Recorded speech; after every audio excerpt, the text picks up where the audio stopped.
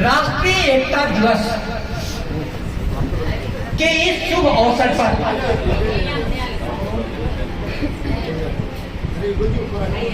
हरदेव जोशी राजकीय कन्या महाविद्यालय में हम सभी बहुत गौरवान्वित महसूस कर रहे हैं। आदरणीय मंच और प्रिय विद्यार्थियों, यह कार्यक्रम किस हेतु से आयोजित किया गया है आपको जानना होगा, लेकिन उसके पहले भारतीय संस्कृति की सबसे महान धरोहर है अतिथि देवो भव।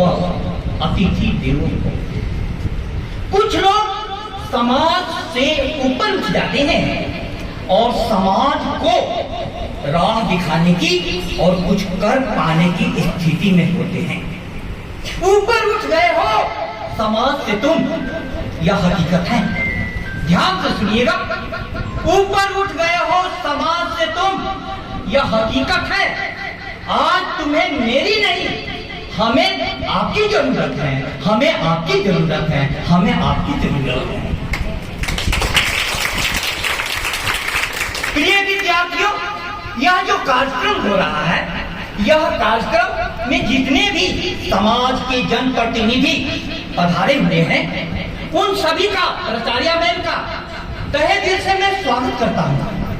लेकिन यह एक विशेष अवसर है। 31 अक्टूबर भारत के लौह पुरुष सरदार पटेल का जन्म दिवस है, लेकिन इसके साथ 31 अक्टूबर भारत की आयरन लेडी श्रीमती इंदिरा गांधी का शहादत दिवस है। यह बहुत ही नाजुक लम्हा है, बहुत नाजुक लम्हा है। एक तरफ कालिदास लिख रहे हैं, पश्चिम में चंद्रमा अस्त हो रहा है, और दूसरी तरफ औषधियों का पति चंद्रमा अस्त हो रहा है, और दूसरी तरफ पूर्व दिशा से सूर्य उदित हो रहा है। विश्व की इन दो महान विभूतियों के अवसान और उदय को दिखाकर हमारी संस्कृति यह संदेश देती है कि हमारे जीवन में बहुत ही अवसान के क्षण आते हैं और उसके साथ फिर उदय भी होना सुनिश्चित होता है। हमें यह जानना होगा कि किन अंधेरी रातों में सरदार वल्लभ भाई पटेल ने राष्ट्रीय एकीकरण का यज्ञ किया था। उस समय सारा भारत टुकड़े टुकड़े में, राजस्थान भी 22 रियासतों में बटा हुआ था, 562 रियासतों में देश बटा हुआ था। ऐसे समय में सरदार पटेल साहब का जन्म इस धरती पर हुआ। लेकिन भारतीय राजनीति की खूबसूरती देखिए, सरदार पटेल कांग्रेस पार्टी के, कहां के? कांग्रेस पार्टी। और उनकी सबसे बड़ी मूर्ति किसने बनवाई?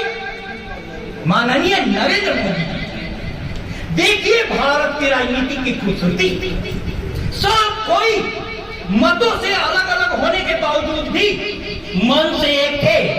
भारत का ऋषि कहता है, संगठध्वम संबद्धध्वम समो मनांसी जानताम।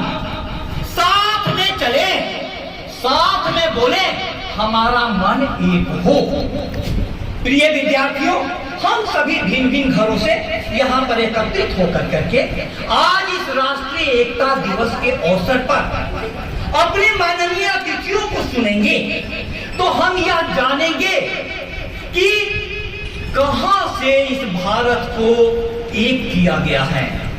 उस सरदार पटेल ने इस प्रकार का काम किया कि हम सभी पूरे भारत में कश्मीर से कन्याकुमारी तक, अटक से कटक तक कहीं भी बेधड़क जा सकते हैं। यदि सरदार पटेल नहीं होते तो बांसवाड़ा से डूंगरपुर जाने के लिए वीजा लेना पड़ता, पासपोर्ट बनवाना पड़ता। अब ऐसे में हमारा राष्ट्रीय शिक्षा नीति में सबसे ज्यादा जोर दिया गया है राष्ट्रीय शिक्षा पर, और राष्ट्रीय शिक्षा के माध्यम से हम सभी भारत के एकीकरण का प्रयास करेंगे। उस भारत के एकीकरण के लिए आज हमें सरदार पटेल के कई गुणों के बारे में जानना होगा।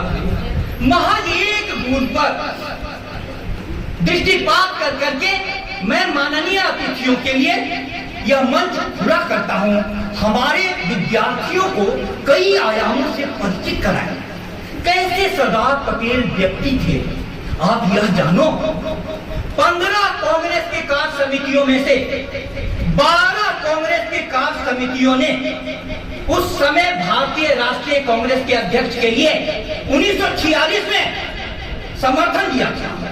12 और जो भी कांग्रेस का अध्यक्ष बनता वो भारत का प्रधानमंत्री बनता। लेकिन इतने महान समर्थन के बावजूद भी महात्मा गांधी से उनकी बात हुई और बापू के कहने पर इस सरदार ने सबसे बड़े पद को यूं ही छोड़ दिया। हमें तो राम की याद आ जाती है। कभी दशरथ के कहने पर राम अयोध्या छोड़ करके वन की ओर चले गए।